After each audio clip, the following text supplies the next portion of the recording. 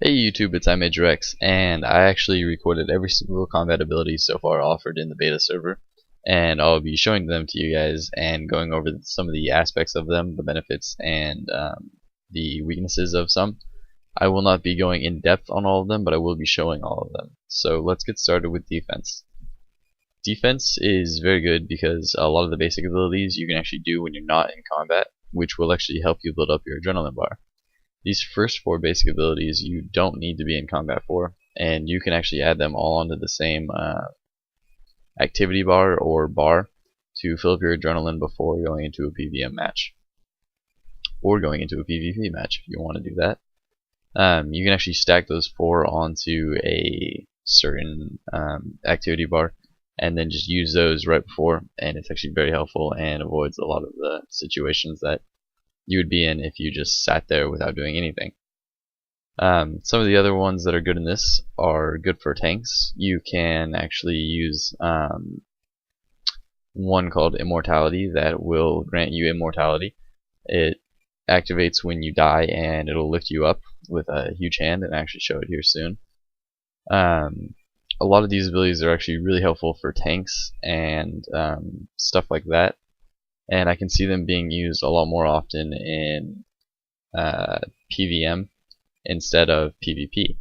Immortality is actually the only one that I think might be used in PvP if you just decide to go for a tankier build instead of an all-out offense build. So attack abilities are abilities that basically focus on doing all-out damage. They will be highly used in PvP and PvM alike for those monsters or opponents that are weak against melee, and they can actually be mixed with strength abilities to do massive amounts of damage.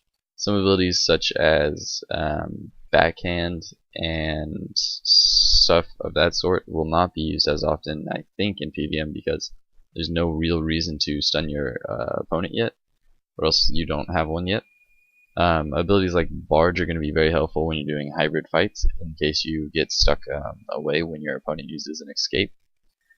And then other really good abilities are stuff like Slaughter, because it gives a bleed damage that will actually create a massive disability for your opponent over a certain amount of time. There are some pretty decent ultimate abilities, but there are also better ultimate abilities that can be used instead. A really good ultimate ability that I like is Meteor Strike, because it gives a large AoE damage effect and it can hit extremely high if you get very lucky with the attack.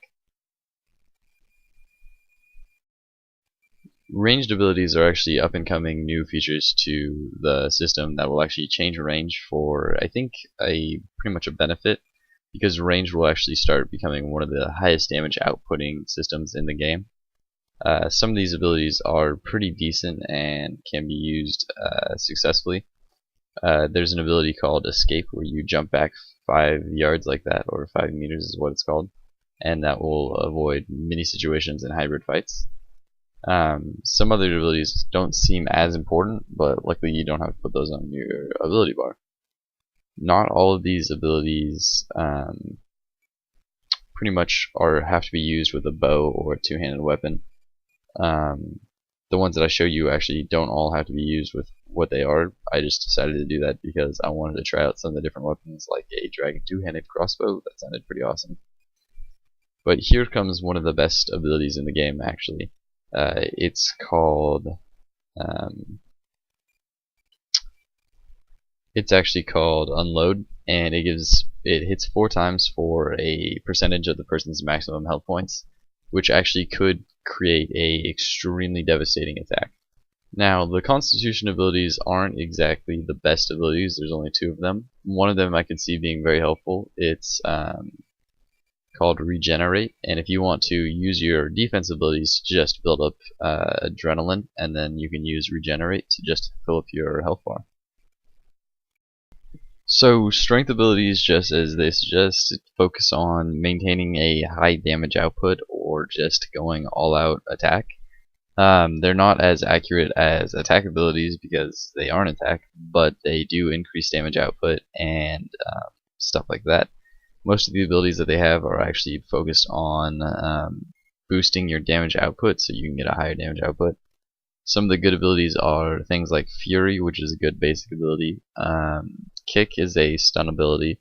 There are some pretty good threshold abilities actually for strength, ones that you might want to focus on while you can. A really good ability actually if you're going for threshold abilities is Assault. Assault does a high amount of damage output for little or no effect. So does Destroy. So if you want to, instead of not using an ability, if you're going for a melee based, you could just use an Assault and Destroy, and then keep on using those because they're very overpowered. Another one is Pulverize. Pulverize is actually really good for things like bosses, and so is Frenzy. Those are actually two of the most overpowered melee ultimates that you can get. Berserk is basically just boosting your attack damage, and it's only good if you can hit. And then last of the combat triangle is Magic, and Magic has actually been buffed up quite a bit to the point where it's becoming a large competitor for a 1v1 match. And personally, if I was melee now, I would want to stay away from Magic as much as I could. Some of the Magic abilities that they have are pretty good. Dragon's Breath is a very good one to start off with. Things like the ultimates that Magic actually gets, those are very helpful and can actually be used pretty readily. Surge is one of my favorite abilities for Magic because you actually transport over 10 meters, it says, which is just 10 squares, and it's actually really helpful. Asphyxiate is actually a very useful one. Threshold ability, especially because it's very does a lot of damage output. Detonate is probably not the best threshold ability. It's probably not the best ability, to be honest, because you have to sit there and wait for a really long time, and it could miss or not do any damage at all. Tsunami is one of the ultimate abilities I could see being used in PvP, just because PvP is now multi-way everywhere.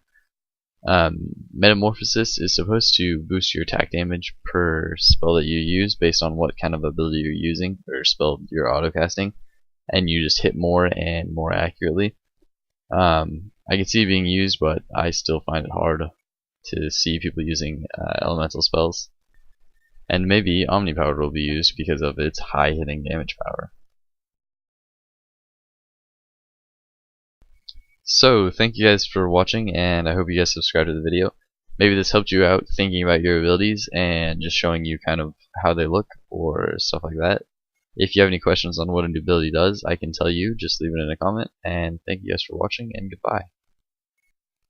Hey everybody, it's iMage Rex, and what am I doing this here? week we had the I am actually going to show you that I I have a Soul Trip, and and just a little bit of it, cool. and I'm going to tell my reviews.